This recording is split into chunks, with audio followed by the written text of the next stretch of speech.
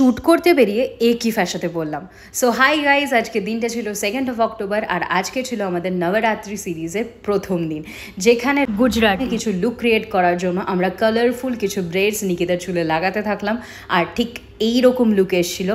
তারপর এই যে মামুনি বেস মেকআপ করার পর আইশ্যাডোর শেড ম্যাচ করতে না পেরে আমাদের অলরাউন্ডার দিদি ওর মেকআপ সেট করে দিচ্ছিলো।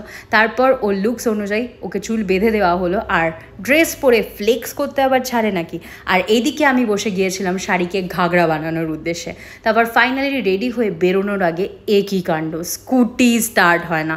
তো ফাইনালি তারপর এত কষ্টে স্কুটি স্টার্ট করে আমরা ফার্স্ট লোকেশনে পৌঁছাই। এখানে কিছু শর্টস নেওয়ার পর সেকেন্ড লোকেশনের দিকে চলে যাই, যেটা ছিল আমাদের বারাইপুর ভ্যালি। তো ড্রোনে জোগাড় করতে গিয়ে আমার লাইফ রিস্কে ফেলে আমাকে তুলে দেয় স্কুটির ওপর। তো সেখান থেকে থার্ড লোকেশনে গিয়ে পৌঁছাই আর সন্ধে হয়ে যায়। তারপর আমি একটু লাইট নিয়ে ফ্লেক্স করে আজকের শ্যুট এখানেই শেষ করলাম। সো দেখা হচ্ছে আবার নেক্সট ভিডিওতে। টাটা।